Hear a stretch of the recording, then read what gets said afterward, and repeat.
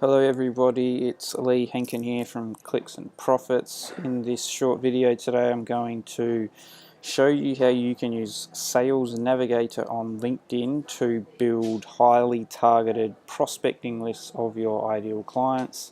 Now, in case you're not aware, this is actually a premium, Sales Navigator is actually a premium subscription on LinkedIn, so if you just Google it, you'll be able to find it pretty easily. Okay, simply Google it, it'll be the first thing that comes up, and then it'll give you three different pricing plans you can choose from.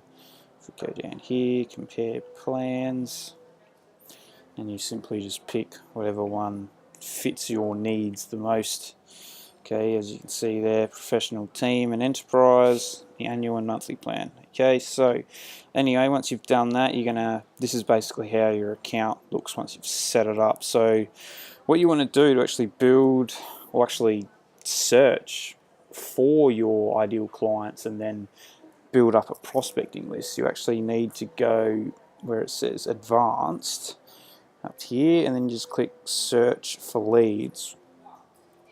And then what's going to happen is you're going to get all this different criteria here you can use to actually build a targeted prospecting list. Now, before you just do this, you actually have to know in advance who your ideal clients are.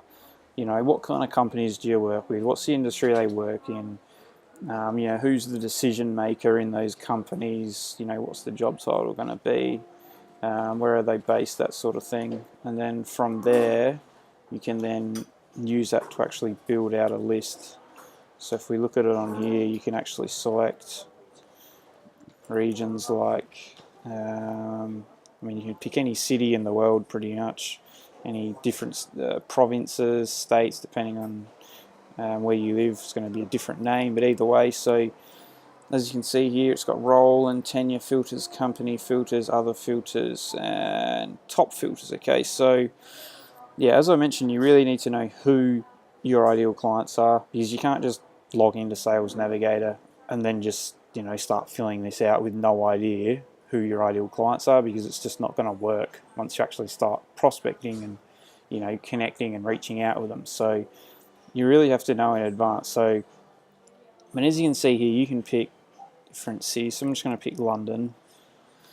You've got all the different industries you can pick. I mean, totally depends on, as you can see here, there's so many you can pick from. So totally depends what sort of industry your clients work in. So, I mean, let's just say they're like law firms or something, law practice. So actually, just for the sake of this training video, what we're going to do is build out a demo list of or a targeted prospecting list of managing partners at law firms in London to show you how this works. So let's just say your ideal clients were managing partners at law firms and they lived in London, or this is just where you wanted to target. This is how you're going to do it. So you pick law practice, you also pick legal services. Here's really important, relationships. You can pick the way they're connected to you. If you're building a prospecting list, you're probably not going to pick first degree unless you're actually intending to message those first degree connections. Maybe you are, so you can do that, but typically you're probably not going to.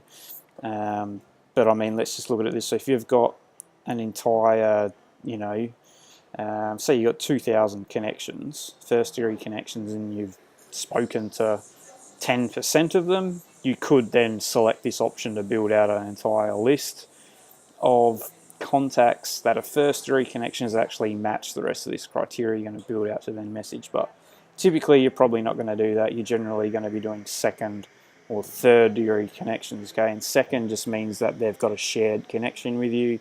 Third means they don't have a shared connection and they're outside of your network. Alright, so industry, geography, relationship, super important for this top filters part. Then we go down to role and tenure filters.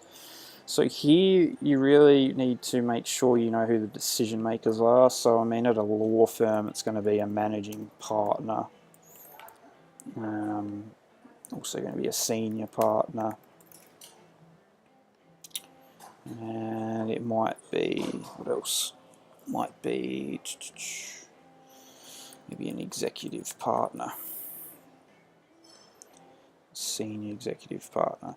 So let's just say that hypothetically, I tend to not worry about this years at current company, years of experience. They just don't have a huge impact, even this years in current position.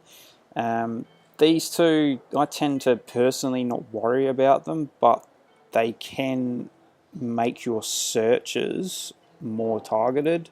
So for example, as you can see here, partner, owner, but you're really picking those here anyway. That's why I tend to not worry about them.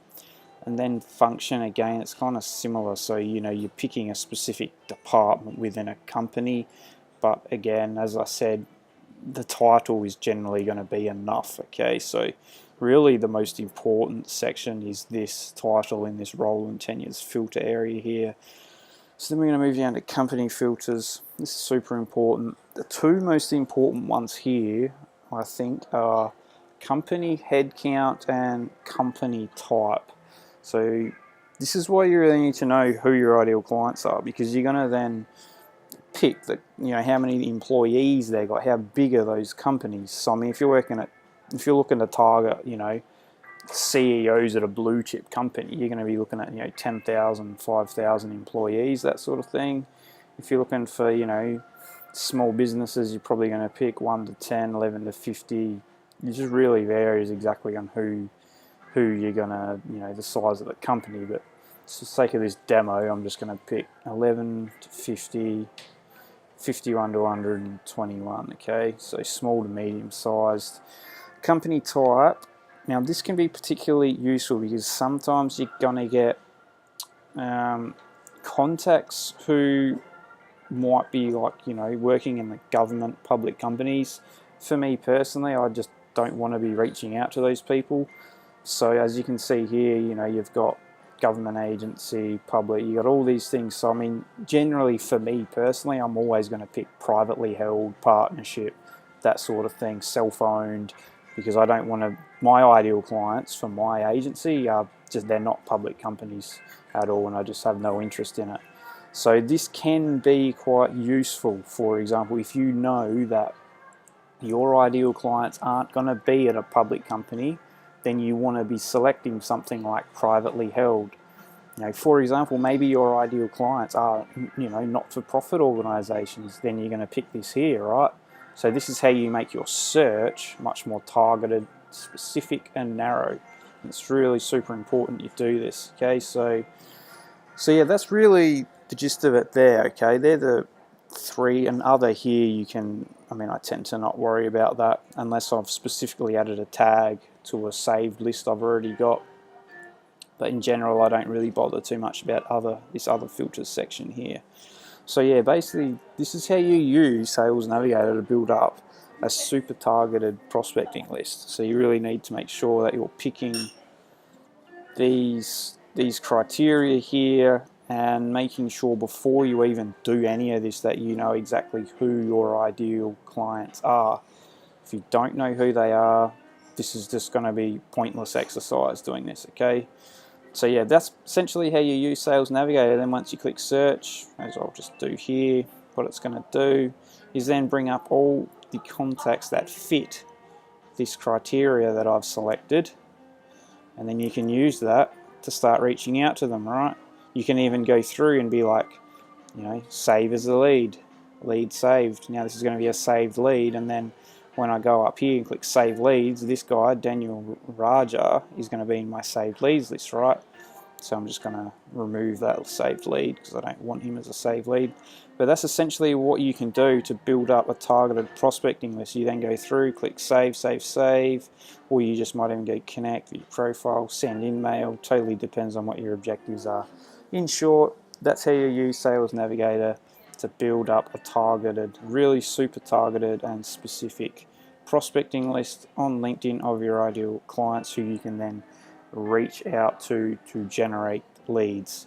Alright, that's it for this video. Hope it you know, helps you sort of get a bit more of an understanding on exactly how Sales Navigator works and how powerful it is to actually build up a targeted prospecting list. Okay, so yeah, that's about it for now. Hope you enjoyed the video, and yeah, let me know your thoughts on it. If you've got any questions, just post a comment below, or get in touch with me on social media. Alright, thanks for watching, and bye for now.